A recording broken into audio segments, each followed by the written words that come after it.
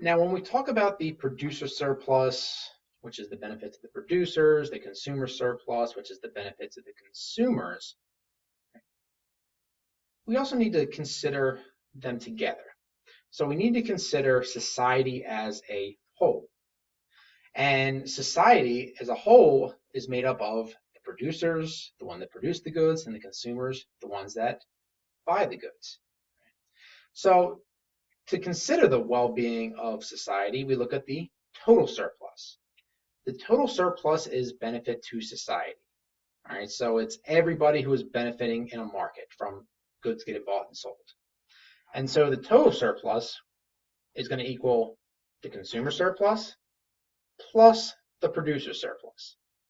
Now, if we are in a competitive market and we get to this equilibrium point, which we talked about, right, the consumer surplus, the area below demand, above the price, up to the quantity, is this green area in here. So there's your consumer surplus. The producer surplus, the area above supply, below the price, up to the quantity sold, is this area in here. So let's take a look at this. Let's do an example. So we have here, we have a market. This is from our supply and demand chapter.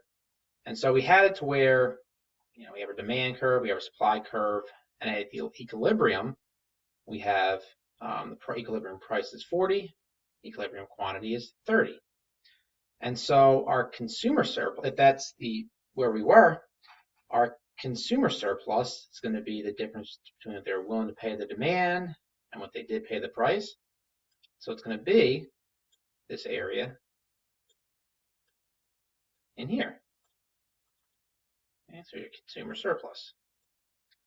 And the producer surplus is going to be the difference between what they're willing to sell for, the supply, and what they did sell, the price, which is the red area. And so our consumer surplus is going to be, we have a triangle, 1/2, the base times the height. Base goes from 0 to 30, so it's 30. The height goes from 40 to 100, so it's 60. And so the consumer surplus is going to be $900. The producer surplus, we have a triangle, base times the height. Base goes from 0 to 30. Height goes from 10 to 40, and so it goes up by 30. And so 30 times 30 is 900 times 1/2. The producer surplus is 450. Now the total surplus, that is the benefit to society. That is, how is society as a whole doing, benefiting?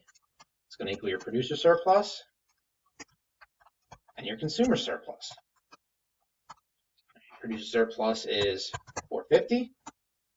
Consumer surplus is 900. And so the total surplus is going to be 1350. So society as whole, whether it's because they're paying less than they were willing to or they're selling for more than they were willing to, society as a whole is benefiting by $1,350. So why is that important to note? So if we are at equilibrium, this total surplus here is at its highest point. So without any kind of trade, which we're not discussing here, this total surplus cannot be any higher. This is when it is maximized. And so here's why. So the demand, we talk about the benefits, willingness to pay, supply, we talk about the cost. And so up to this equilibrium point, the benefits of these goods is greater than the cost. And so as a society as a whole, the more we produce up to this equilibrium, all right, the marginal benefits are greater than the marginal costs, so our net benefits are getting larger and larger. If we don't produce up to this point, up to this equilibrium point, we are missing out on some benefits to somebody. If we produce more than this, the costs, all right, the marginal costs are greater than the marginal benefits. And so we're actually becoming worse off. We're decreasing our net benefit. So that's why at this point here, that is where our benefit to society is maximized. So what we call it is, if we are not at that equilibrium point, if we are not maximized in our surplus, we call that a deadweight loss. And a deadweight loss is the loss of surplus that results from either producing too much, overproduction, or too little, underproduction. So if we look at the two examples here, so let's first look at underproduction, which is much more common. So we have equilibrium, and so this whole area in here would have been the consumer surplus. This whole area in here would have been the producer surplus. And so this entire triangle here would have been the total surplus had we been at equilibrium. However, if we're only producing 5 units instead of 10 here, our consumer surplus is just the area below demand, above the price, up to the quantity. Now, if you look at that, the quantity sold here is only 5. And so our consumer surplus is going to be this area in here, the light bluish color, or I guess the light greenish color. The producer surplus, because only 5 units are getting produced, is going to be this area in here. Now, assuming that the price is 15 here.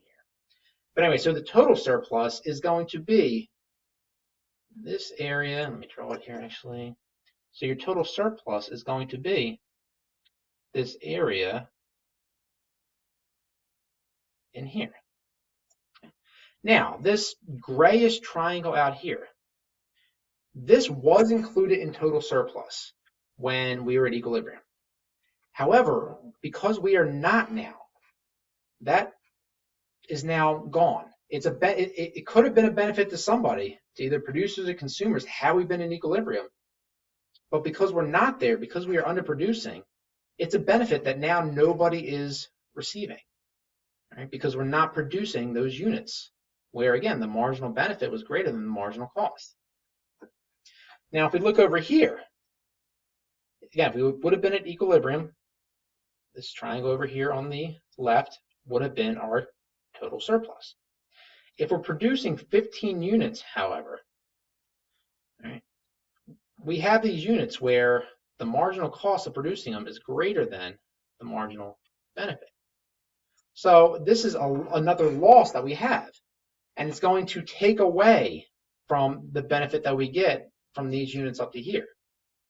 So that's going to be your deadweight loss there.